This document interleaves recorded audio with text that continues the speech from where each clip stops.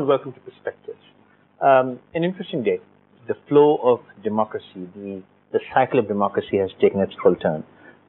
Against all odds, people speculated there'll be no elections. People speculated there'll be no peaceful transition of government. People speculated an interim government which would last 3 years. People had every conspiracy theory in move and action. But today, I think the passing of democracy from one government to the other has completed, and has completed to great success. People were arguing, commenting on the role of the Election Commission. Whatever happened, whatever has went on, the key is that we have transitioned from one government to the other. On behalf of the show of Pakistan Television, myself, I'd like to congratulate Mr.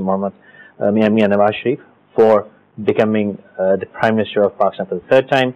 The great hopes from him, and the mandate that PML-N has received this time gives great hope to Pakistan that that everything that the people of Pakistan have been wishing for and hoping for years, and has not been delivered because of various reasons, be it a dictatorship, be it military overthrows, be it hung parliaments.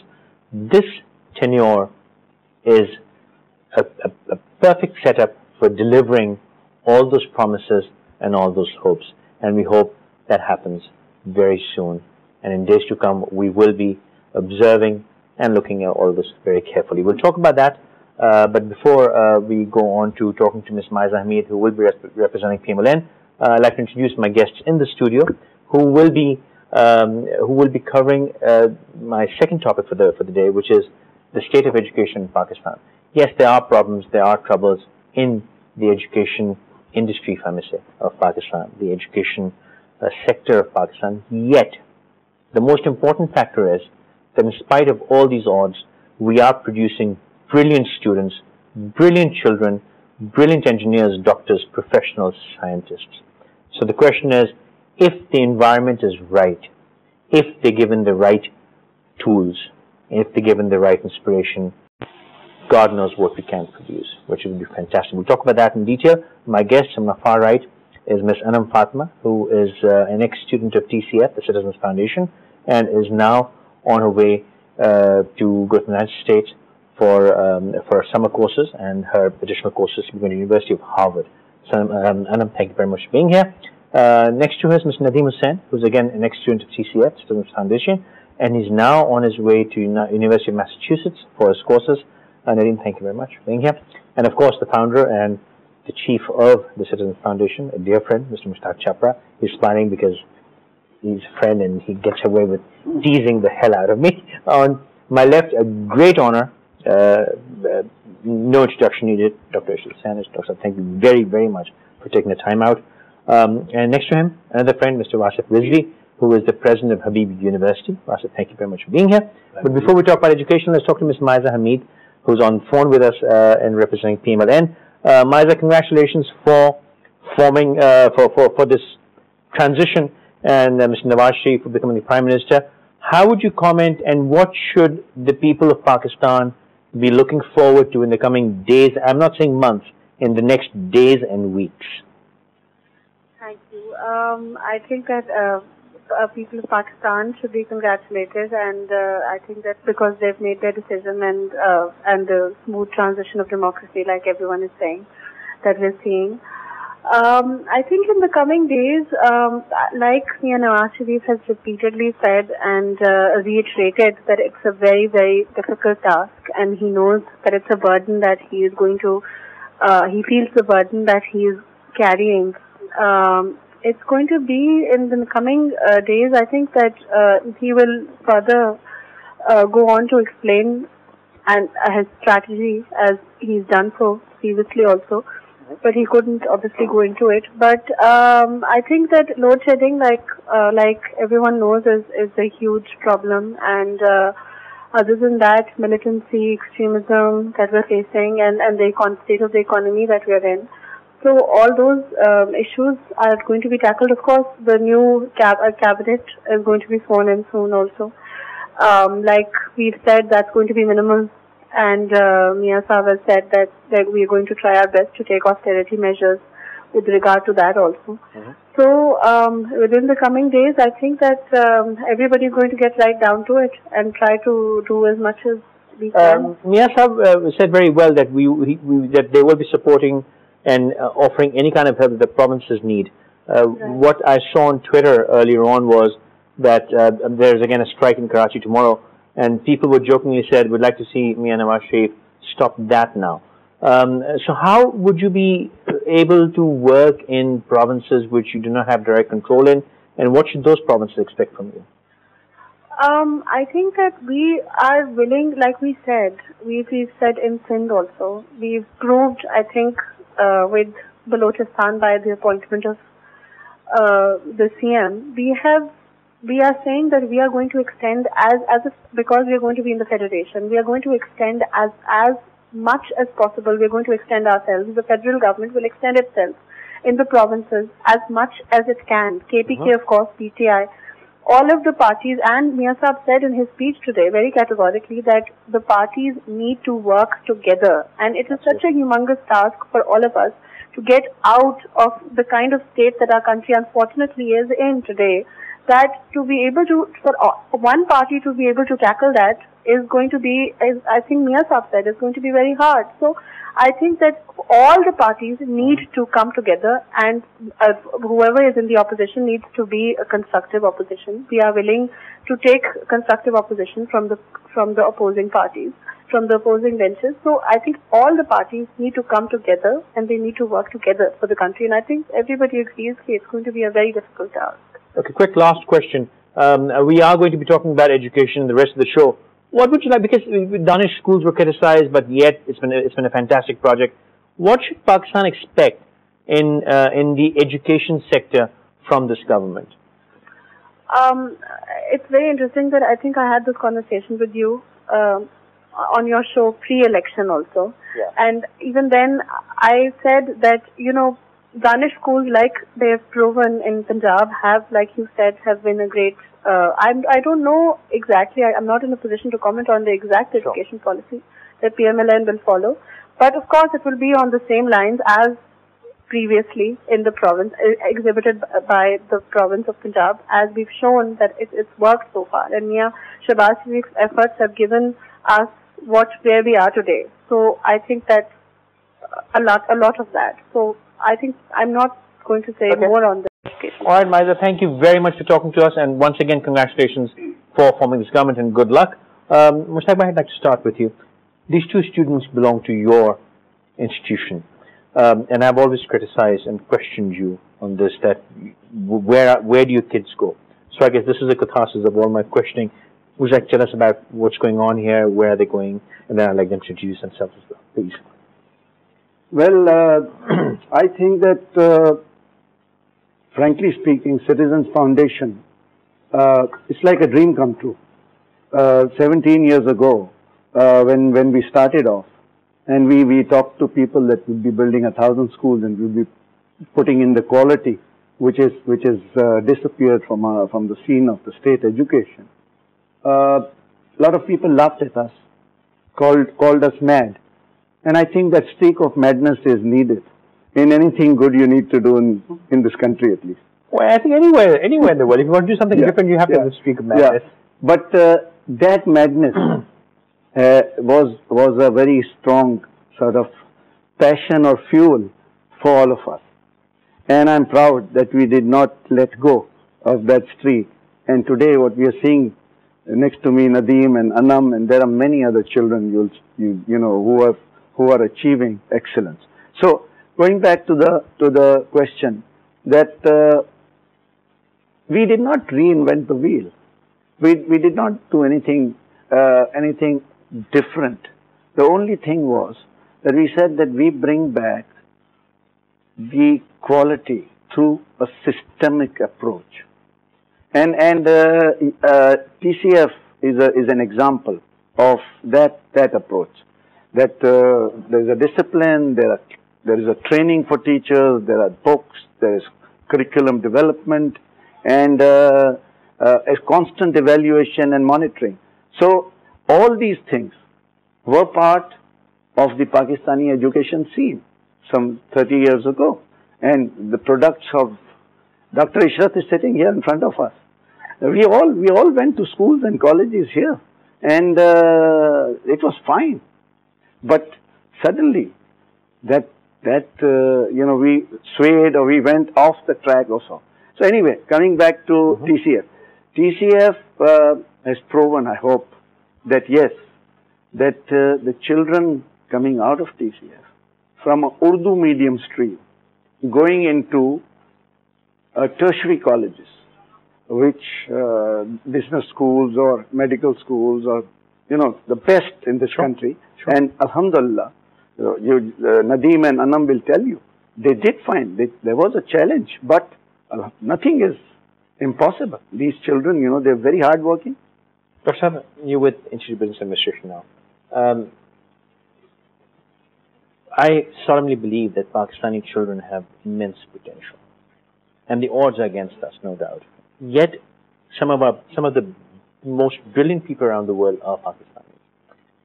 Where do you think lies our biggest hardship and challenge? And how do you feel that in the absence of governments doing anything, it would be fantastic to see this government do something, but in the past the governments haven't. How do we overcome those challenges? I think we have to have an approach of all hands on the deck, which means that instead of expecting the government or the state to deliver education at all levels, all of us, whether we are in the private sector or we are in the non-governmental organizations, we have to work together in order to provide access, quality, and relevance to our education. These are the three attributes of a good educational system. We have bright students, and I can tell you the example of IBA that we have a national talent hunt program. Right. And Nadeem is one of the national talent hunt scholars. Okay. We go out to the backward districts and backward poor family students, give them 2 months intensive training. Some of them even do not know how to dress up, Sure. how to speak, and we provide them 2 months intensive orientation, training, prepare them for higher educational institutions, and at our own expense. Right. And anybody who is selected, that individual is assured 4 years full financing. If they have to stay in the hostel, we take care of the hostel expenses also. And this way we have been able to bring in almost 150 students. They have not all gone to IBA, but they have gone to IOBM, they have gone to Zappist, they have gone to other institutions. At par with anybody. At par with anyone. And these families, whole lifestyle changes. Absolutely. Because they then tell the younger kids, not only in the family, but in the neighborhood, that look, if you work hard, then you can also do what these kids have done. It gives a brand new hope. So this is the demonstration effect, which is multiplying the quality education. But TCF has done something which is very useful. Bring these kids from the poor families and neighborhoods at par with the rest of the educational institutions. And to me, this is a model which should not be limited only to TCF, but should be replicated by other organizations. And this multiplication effect will then bring the quality, access, and relevance up to the levels we desire. So they're basically producing the raw material, which can then be picked up by institutes like yourself. Wasif, I have always wanted to see quality education as an industry, as a business.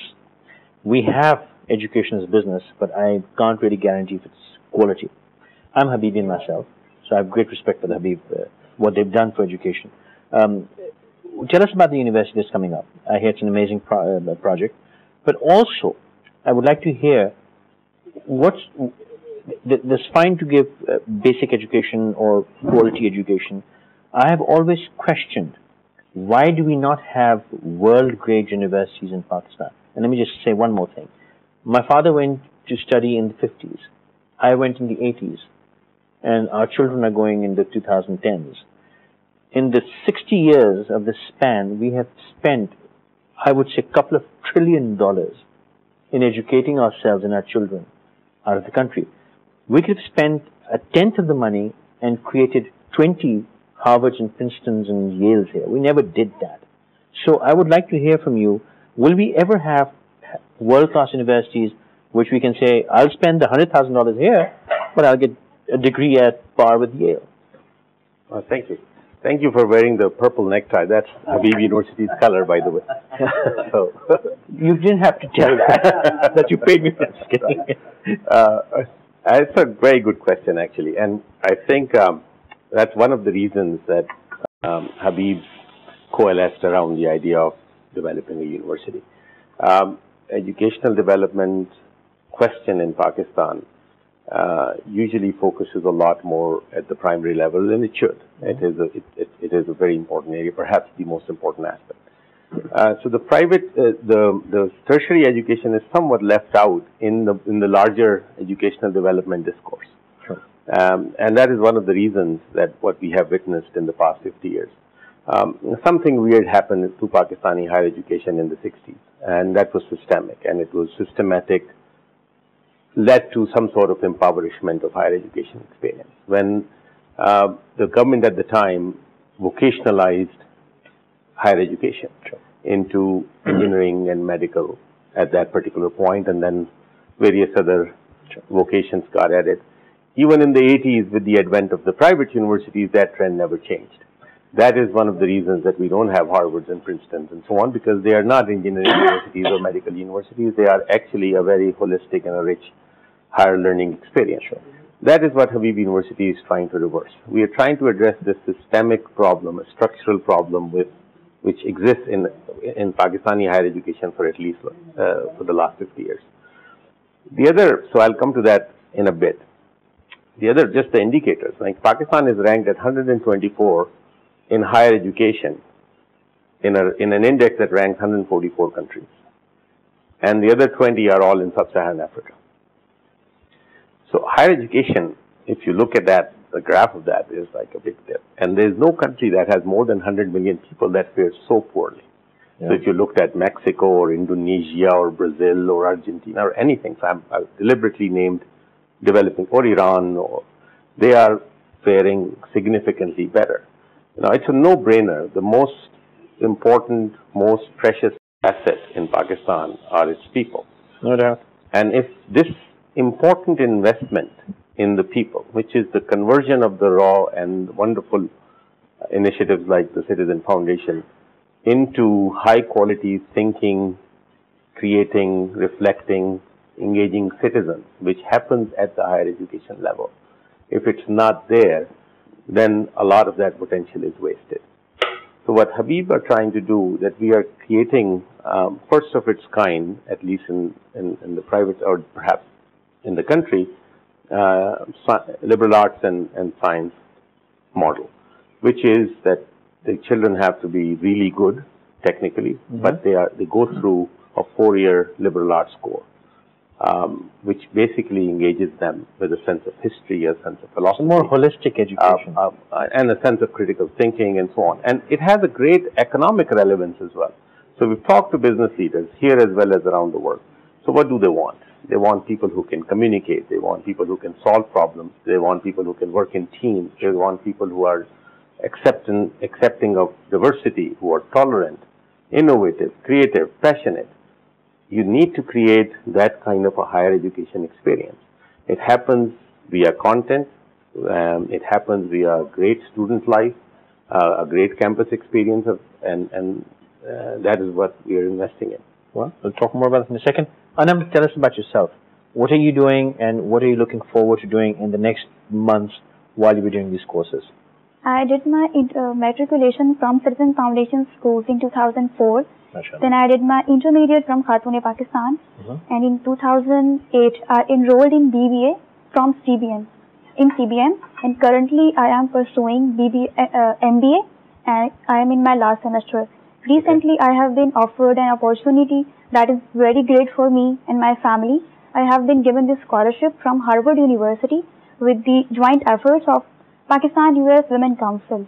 And I think this is the great opportunity for me to represent Citizen Foundation and my country abroad there in USA. How do your friends and people you've grown up with, like Dr. Ishrat said very well, that you become a role model and an example of if you work hard, there's huge potential. What do they say around you?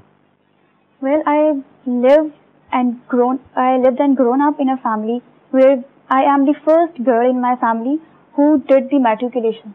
Mashallah. And before me, there was no one who has been studying. So I am a role model not only for my family, but also for my relatives and especially for the community where I am living. I have students. I have been teaching since last 5 years, and I know a lot of female in my locality, those who want to get education and they have a passion. And when they look at me that you are studying and you have been studying on scholarships, so they are now really encouraging me that, oh, you have gone to the Harvard University. And about my family, my father, my mother, they are very, very, very excited, and especially the TCF head office people, the TCF alumni, they are very excited. And whenever I see a lot of people around me, they are happy because of me, I got this opportunity. So I became happy, and I'm also very excited to go there. Well, fantastic. I mean, I'm sure Mushtaq Bhai and TCF is excited. I'm excited. Pakistan is excited. We'd love to see this. I need to take a really short break. When we come back, we'd like to ask Nadeem exactly the same question. Because I'm really interested in hearing, and I would like your comments as well. I would include the tweets if they're relevant. I would love to hear, why do we say that we do not have the capability, the potential, or the opportunity in Pakistan to excel? Let's take a short break.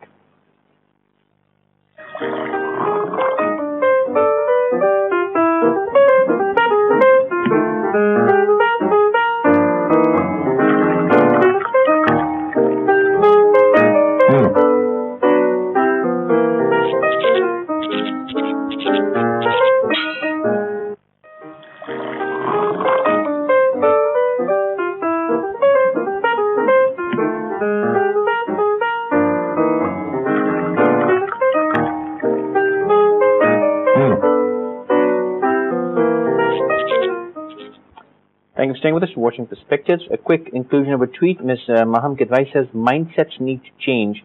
This is when I said, why do we keep spending money out for education? She says, mindsets need to change along with the standard of education.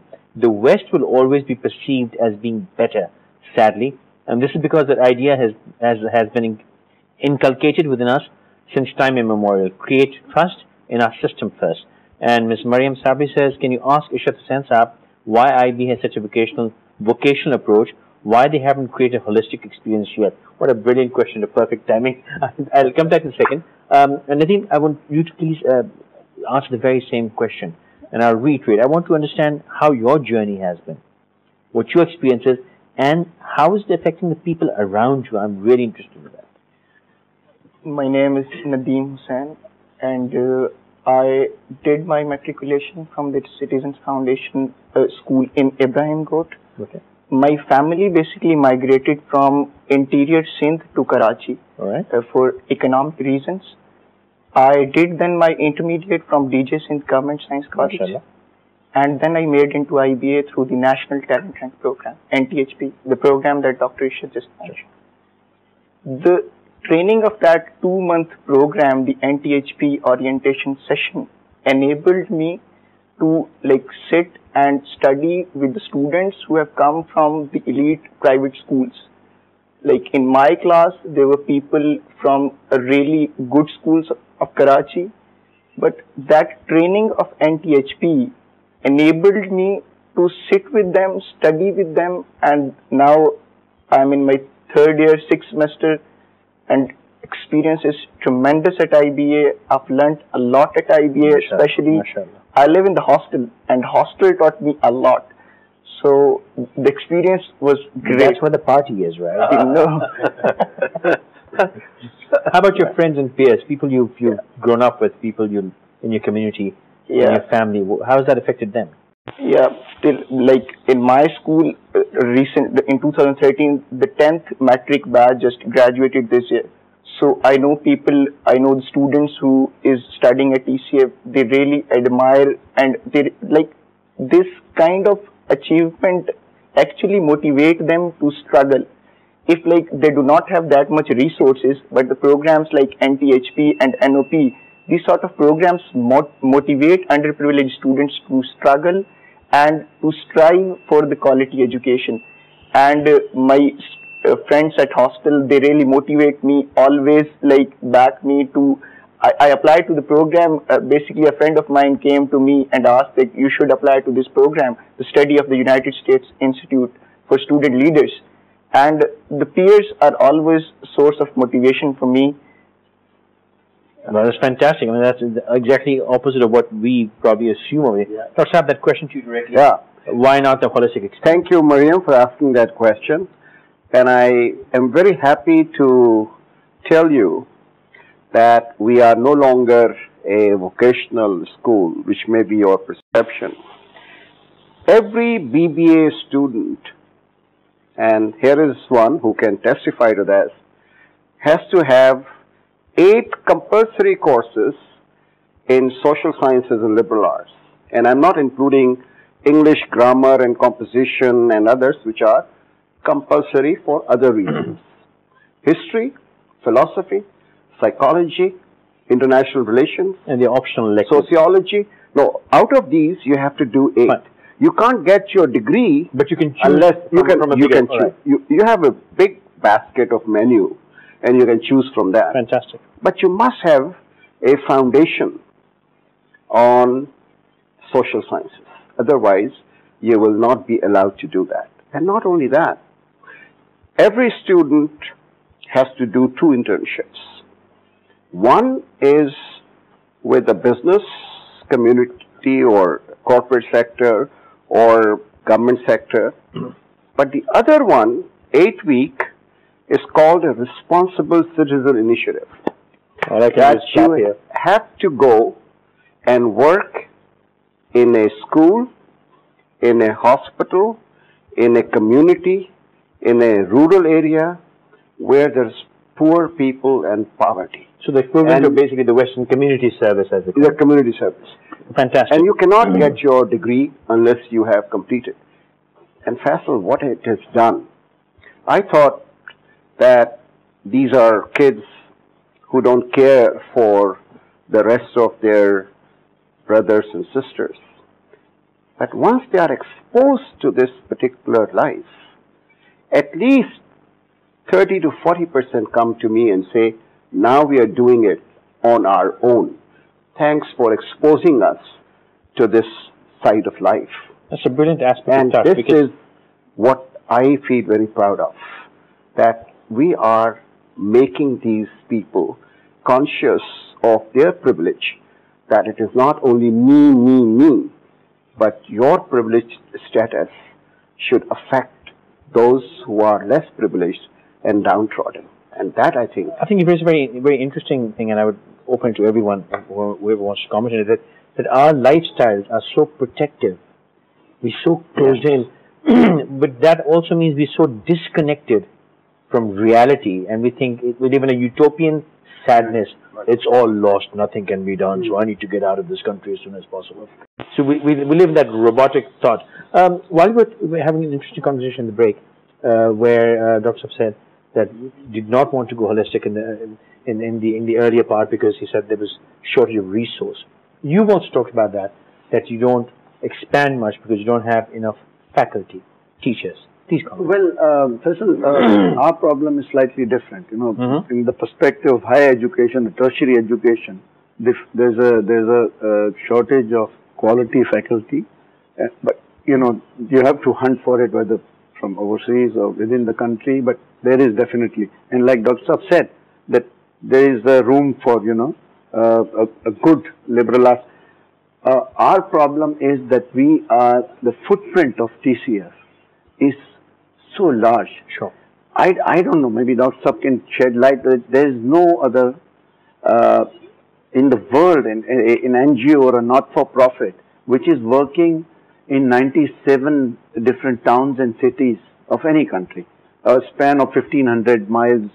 We have built 910 schools. Now, to get the teachers to a school on time, sure, and train them for infrastructure thing, and then our faculty is female, so we are proud of that. We are very proud of having female faculty because it creates a gender balance. But that there is a problem. They get married, they have children, so there is an attrition which is really very, very high. And this is where, when I said that the problem which lies in the primary and secondary. However, I'd just like to, you haven't asked this question, but I want to pick up on this point about Dr. that TCF is now 17, 18 years old. We've brought back a system which is successful. We are very optimistic and hopeful with the new government. Today, a new Prime Minister has taken oath, and we are very hopeful that this is a Pakistani model. It's not come from anywhere. And this can be easily transformed into the state system, because this is the state's own. We do not want to take credit for anything other than that putting it right in the right perspective. Now, what we have now, the board of TCF has decided, I'm coming back to what Dr. Ishrat said, that TCF, the 17 years of TCF experience is converted into a TCF franchise. We call it the TCF in a box.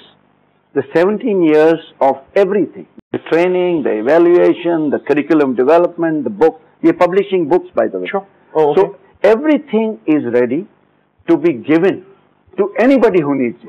So you create a model and a system which can be amplified into much larger It's a McDonald's franchise without strings attached. Right. It's available. It's available for free. It's available to anybody who's interested. It's available. I'll take that for free. But I'm sure Amin won't be very happy with that. Maham Kidmai says higher education comes later. We need to fix the foundations. Primary level education is becoming scarily shaky. I would just comment that, Maham, I understand primary education is important, but I think the whole bandwidth is important. We need to look at the whole thing. Faculty challenges, and what sort of curricula would you be offering? Because the question Dr. Sab answered, Mariam continued, but why not have a social sciences humanities program, yet that improves critical analysis skills? Right.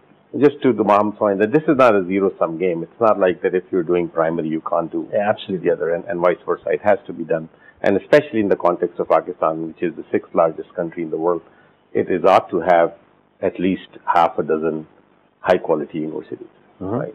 That's a minimum, right? It needs to have a lot more. Our experience was surprisingly pleasant with the faculty. Now, so we refer to as a bit of a Dickensian paradox. So it was the best of times and it was the worst of times, right? Which Pakistan is sort of trapped in always. Pakistan has aroused a lot of interest around the world, right? For whatever reason. I think we know the reasons, but nevertheless. Yeah. So and academics and lifetime academics, knowledge creators, researchers are a very curious lot. And if they are convinced that there is a right platform for them to come and engage with this country, with the society, with issues here, I think then there is a positive response. We have attracted faculty already. We plan to have about 1 to 11 or 1 to 12 faculty-student ratio, which is very generous in Pakistan.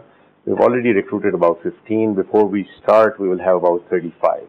There are a few in the pipeline.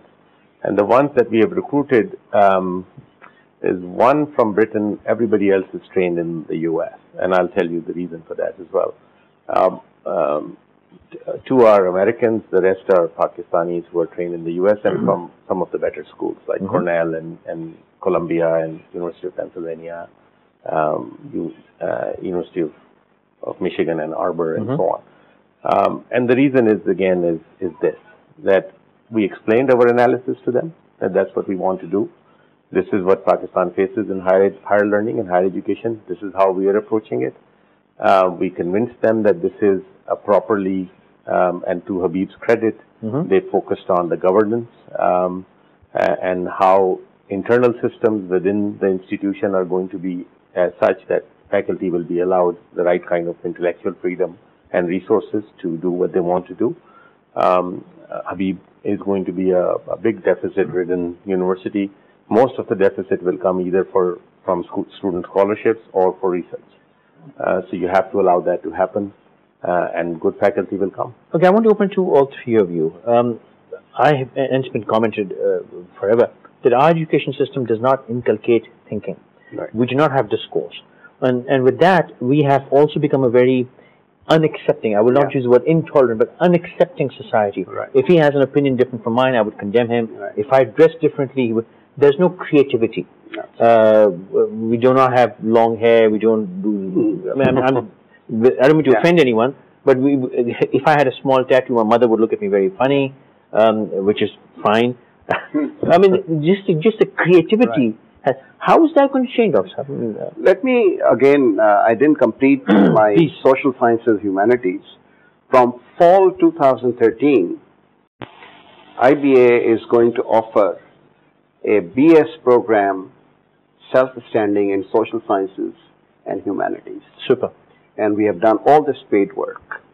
The faculty problem we faced was in the business administration. Okay. Because we need PhDs.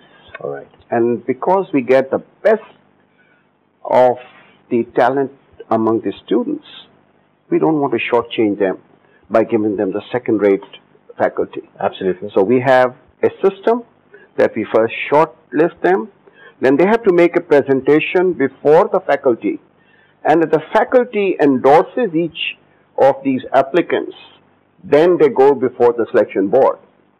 And the fatality rate at that level of the faculty is very, very high. I can imagine. Because they want the best teachers for my best students. And there we don't want to compromise.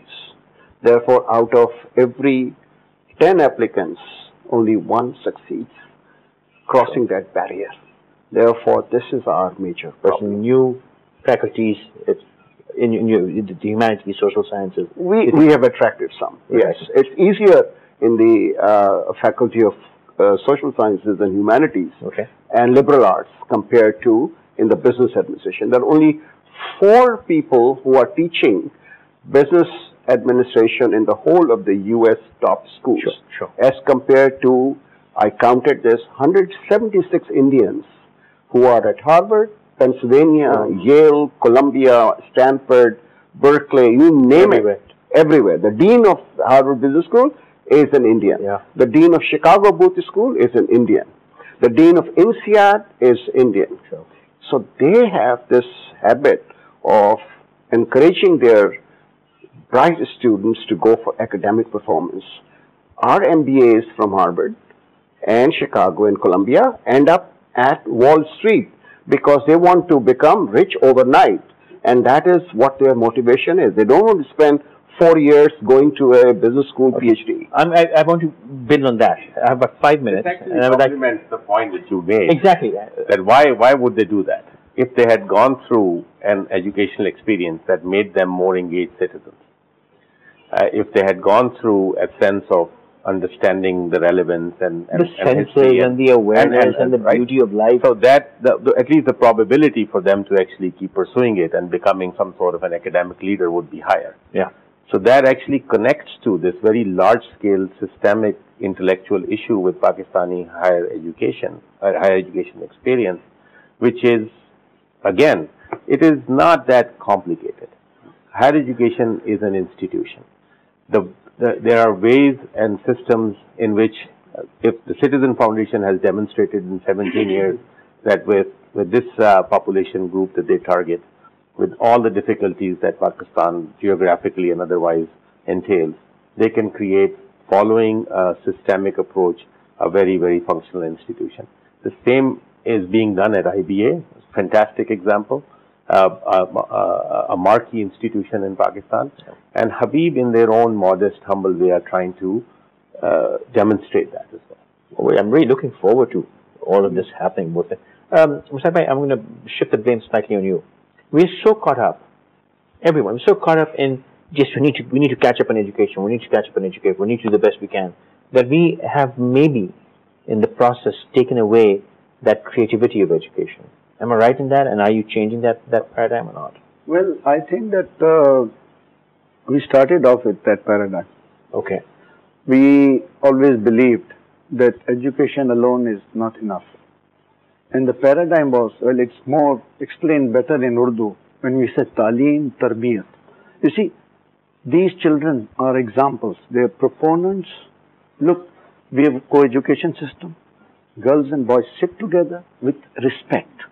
And they are within the norms of our society. Within the norms. And we are working in the most orthodox and the backward areas of Pakistan. And you're not offending the Alhamdulillah. There's no opposition. There is no, you're not offending them. So you're not offending them because they see that their daughters and their sisters are sitting there, and there's a respect. And the boys, in more than anything else, they've learned to respect. They've learned, and this is where we have gone wrong.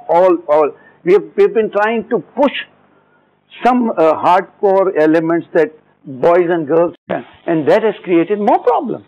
So TCF, this point again is vindicated in a way. We've got children from the madrasa coming and studying in our schools also. So point is that TCF believes that if we want to create a healthy feedstock for good colleges and universities, you have to give them that grounding and make learning fun. This is a myth. Every child, wherever we have been, they're so eager to go to school. They're so eager. I cannot tell you this. That we've got a waiting list. Thank you, all of you. I wanted to get a few more comments from you, but I'm short in time. I would like to I'm thinking, as they're speaking, I'm thinking of Pink Floyd, The Wall, the whole album, which talks about the British education system, which prevents you, stops you, punishes you for thinking and being creative. And the trial and in the end is, he's guilty of thinking and guilty of being a poet and wanting to write poetry and guilty of being human. And the trial says, he's guilty of being almost human nature. So that human element needs to come back to it. We need to create philosophers and artists and poets and musicians again. We're not doing that, unfortunately. Maham Kadwai has said, school and university get in the way of education at times. I also feel the university education is viewed as more a business by owners rather than a step towards bettering education. Ma'am, I have a very weird opinion. I want this to be a business. And I want to meet a businessman who destroys his business. If it is a business, we take business seriously, we'll create excellent institutions which compete. If there are two institutions coming up, I want them to compete like businesses. Absolutely. Cutthroat, ruthless competition. I have to end this. I'm so sorry about that. I second that. Sure. A great private university is owned by the society. Thank you. Oh, thank you. I couldn't have said that better. It's up to you to decide the best ones.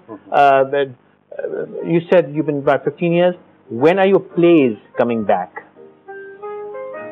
Fundraising plays, you used to do plays. Are they going to come back or not? Absolutely, absolutely. We are always. Come on. We are always. Until next time. Good night. Thank you.